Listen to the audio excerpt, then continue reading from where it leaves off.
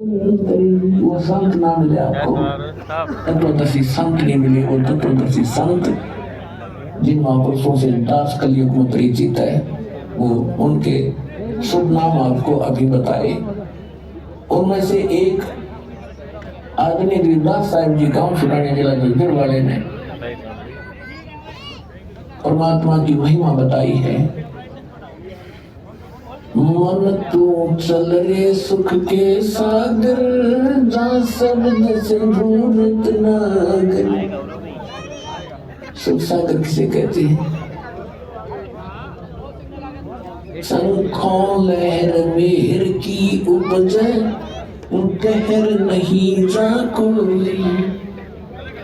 शंखों लहर मेहर की उपज, कहर नहीं जा कोई। दास गरीब अचल अविनाशी, सुख का सागर सोई। मन तो सुख के सागर बस रे, वही और न ऐसा यस रे। कि जहाँ शंखों लहर मेहर की उपजे। अपना अब हम 5 तत्वों से बने हुए पुतले में रहते हैं। इसमें कभी बीपी हाई, कभी लो, कभी कोई काम, कभी क्रोध, कोई लालच दुखी कर रहा होता है।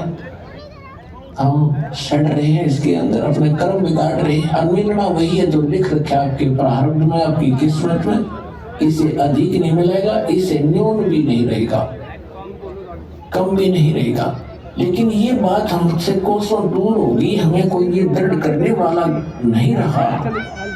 अब तो घर में भी ना रहे, सबने माया जोड़न की ट्रेनिंग भी रखी है। पहले कम से कम माता पिता दादा दादी कोई गलती करता, बालक ने क्या करते ना भाई ये काम ना करिए, भगवान रुष्ट हो जाएगा।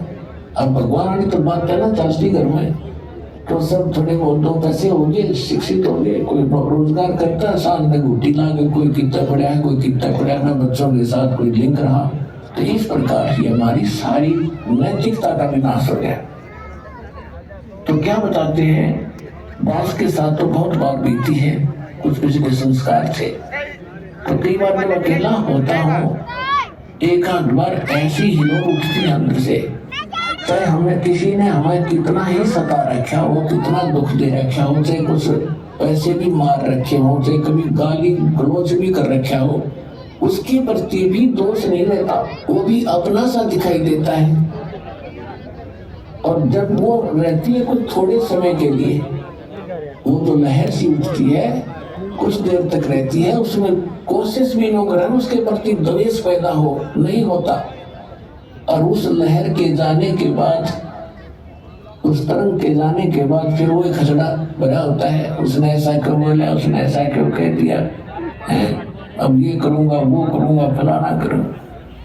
तो वो जो मेहर की लहर थी, वो थी जिसमें किसी के प्रति दोष द्वेष नहीं आ रहा था। और कैर की लहर वो शुरू होगी जब आम रहती है हमारे अंदर। तो इसके विषय बताता है कि उस सतलोक के अंदर गरीबदास साहिब जी कह रहे, शंखों लहर मेहर की उपजे, और कैर नहीं जा कोई दुख है नहीं।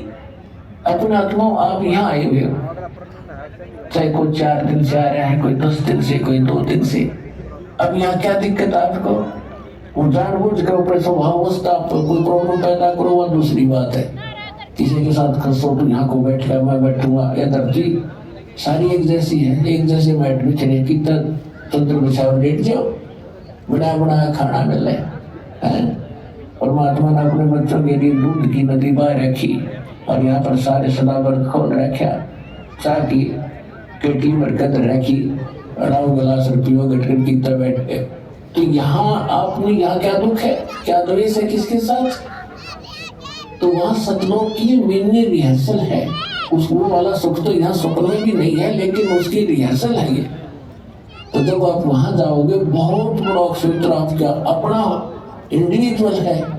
जैसे यहाँ प्रत्येक का स्वभाव है, बड़ी कोठी हो, है, आगे लान हो, उसमें तालाब बना हुआ हो, कई फुहारे चल रहे हो, बाग बगीचे हो, है, और अंगूरों की बेल लगी हो, कभी घूमते घूमते खा लें, वहाँ सैर सपाटा करें, कभी तालाब में नहालें, बैठ के गप्पे मारे, पीता बैठ। तो ये यहाँ का किया हुआ तुम्हें वहां मिलेगा। आप आप स्टूडेंट हैं मनुष्य प्राप्त प्राणी, और जो स्टूडेंट यहाँ की ये कर रहा है, यहाँ की संपत्ति छोड़ने में लग गया, वो विद्यार्थी नहीं है, वो भक्त नहीं है। आपको जो आवश्यक वस्तुएं हैं वो बनाओ। कर्मी शब्दी से बचने के लिए मकान की आवश्यकता बनाओ। जैसा आपकी सुविधा भगवान ने आपको प्राप्त में दिया उतना ही बनाओ, ज्यादा नहीं। आज की वर्तमान की आवश्यकता है मोटरसाइकिल, कार है, व्हीकल है, ये भी ले लो, कोई बड़ी बात नहीं। और आप देख लेना, विश्वास रखना।